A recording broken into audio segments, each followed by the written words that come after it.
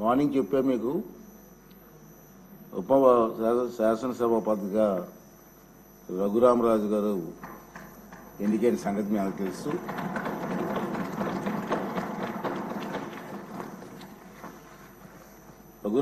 కృష్ణరాజు గారు సభాపతిగా ఏకగ్రీవంగా ఎన్నికైనందుకు నాకు మీ అందరికీ కూడా సంతోషమే. నాకు మరీ సంతోషం ఏంటంటే అతనికి మాకు చాలా సంవత్సరాలుగా కలిసి ఉన్నాం, ఫ్రెండ్లీగా, ఇప్పుడు కూడా నవ్విస్తూ ఉండే వ్యక్తి. అటువంటి వ్యక్తి ఇక్కడ డిప్యూటీ స్పీకర్గా రావడం మనందరికీ ఉల్లాసంగా ఉంటుంది. ఇంకా అతను సీట్లో ఉంటే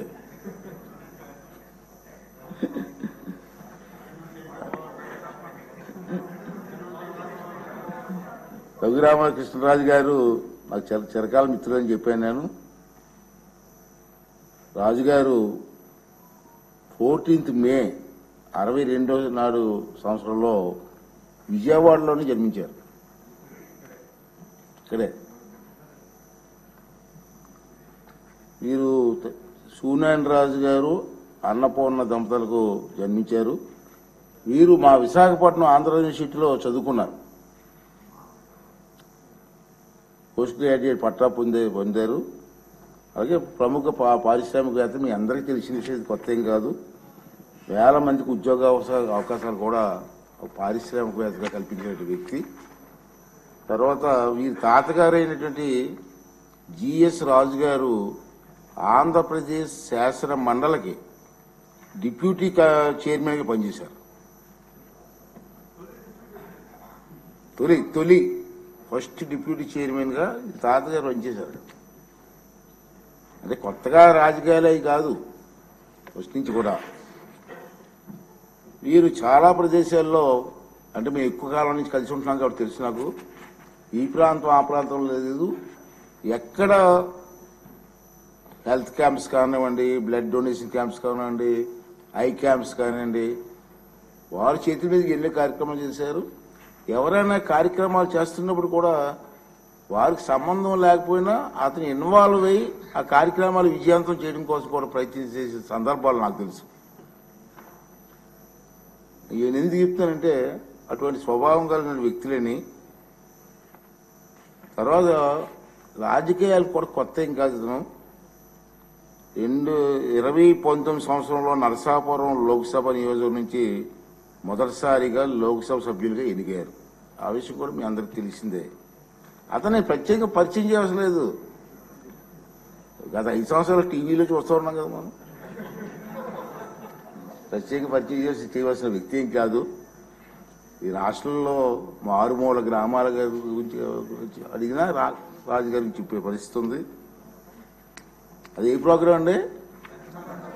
రచ్చబండ గారు. రచ్చబండలో కార్యక్రమం ద్వారా బాగా ఫేమస్ అయిపోయారు అతను.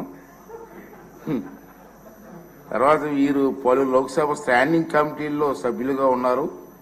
20-24 సంవత్సరంలో వీరు ముందు శాసనసభ నియోజకవర్గం నుంచి సభ్యునిగా ఎన్నికయ్యారు.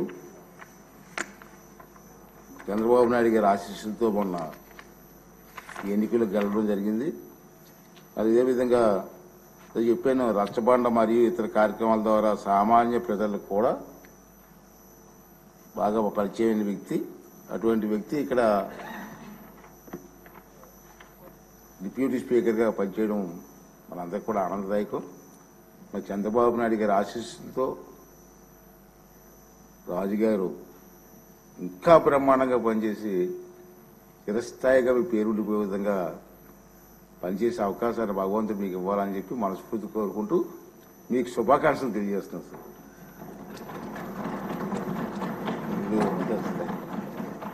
సార్ బాబు గారు, కళ్యాణ్ గారు, మనోహర్ గారు,